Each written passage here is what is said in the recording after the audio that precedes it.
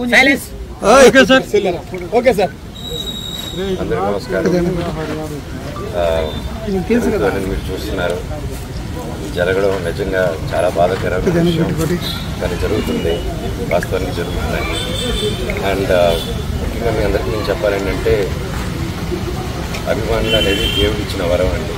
And నా well విషర్స్గా వాళ్ళు ఎంతో కష్టపడుతూ వాళ్ళ సొంత బిజినెస్లు చేసుకొని, సొంత పనులు చేసుకొని, వాళ్ళ అభిమానంతో మళ్ళీ వచ్చాను, మళ్ళీ సినిమాలకు వచ్చాను ఆనందంతో ఈ ఒక 8 సంవత్సరాల గ్యాప్లో కూడా నేను సినిమాలకు దూరంగా ఉన్నాను, జనాలకు దూరంగా ఉన్నానని ఫీలింగ్ తెప్పకుండా నన్ను ఎప్పుడు జనాల్లోనే పెడుతూ, నన్ను ఎప్పుడు ప్రోత్సహిస్తూ, నాకు హెల్ప్ చేస్తూ సపోర్ట్ చేశాను. దానికి అందరికీ రుణపడుతున్నాను, నాకు ఇంత సపోర్ట్ ఇచ్చినందుకు.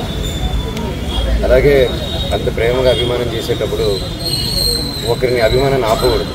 నేను ఒక లీడర్ని ప్రేమించు, ఒక అభిమానించు, ఒక యాక్టర్ని అభిమానించు. నాతో తిరిగారు నా ఫ్రెండ్స్ హీరోలు కన్నా ఉండే, అన్న నేను హీరో ఫ్యాన్ అన్నా, నేను ఆ హీరో ఫ్యాన్ అంటే ఇంకోని అన్న కలిపి అంటే నీకు కల్పిస్తుంటుంది తీసుకెళ్ళి, అది హెల్తీగా ఉంటుంది. కానీ ఇక్కడ ఏమైంది, నాతో ఏదైనా ప్రాబ్లం ఉంటే నన్ను కూర్చొని పెట్టుకోవాలి. నేను ఎక్కడికి పారిపోవట్లేదు.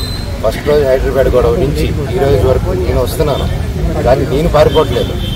చీకట్లో కూర్చొని చెట్లను కాలు దానుకొని చక్కెర పోయడాలు, ఈ బ్యానర్లు ఇప్పించడాలు, వీళ్ళు ఏం తప్పు చేశారు? వీళ్ళ అభిమానాన్ని చూపించేటప్పుడు వాళ్ళ బ్యానర్లు తీస్తే ఓకే, చిన్న విషయం. కాకపోతే తర్వాత నాకు తెలిసింది ఏంటంటే, బ్యానర్లు వీక్ ఒక 2 రోజుల ముందు మా పళనిని పిలుచుకొని వెళ్ళి, నా సొంత తమ్ముళ్ళలాగండి, ఎప్పటి నుంచో ఉన్నాడు. అండ్ అలా చాలామంది ఉన్నారు. వీళ్ళందరూ మీరు డబ్బిచ్చో కిరాయికో నా చుట్టూ మనిషిని పెట్టుకుని తిప్పే రకం కాదు, అభిమానంతో వచ్చేవాళ్ళు. సో అలా పెడితే దానికి 12వ తారీఖు ఎప్పుడు పిలిచిందంటే,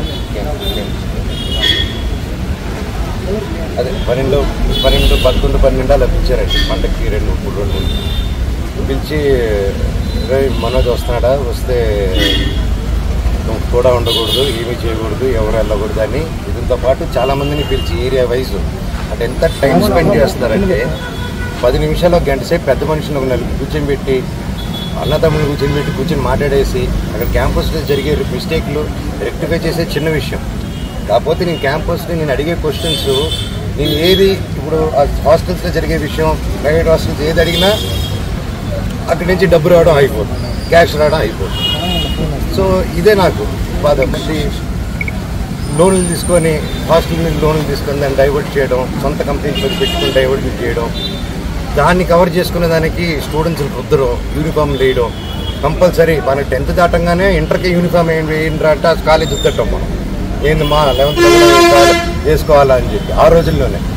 ఈ రోజుల్లో పెద్ద ఇంజనీరింగ్, MBA వాళ్ళందరికీ యూనిఫామ్, వాళ్ళు అది కరెక్ట్గా 2 వాటికి ఎంచుకోవట్లేదు. అది ఎక్కడ నార్త్ ఇండియా నుంచి తీసుకొచ్చారు, అక్కడ బిర్యానియా ఏదో పేరండి. సరే, సో ఇన్ని జరుగుతుంది. నేను అడిగితే కొంచెం కూడా దాని గురించి కాకుండా వీళ్ళని బెదిరియడం, వాళ్ళని బెదిరియడం. నేను ఈసారి ప్రతి పండగకి వస్తాను. నేను ముఖ్యంగా సీఎం గారి ఫ్యామిలీ వాళ్ళ ఇంట్లో ఘటన జరిగింది ఈ మధ్యకాలంలో, రామ్మూర్తి నాయుడు గారిది.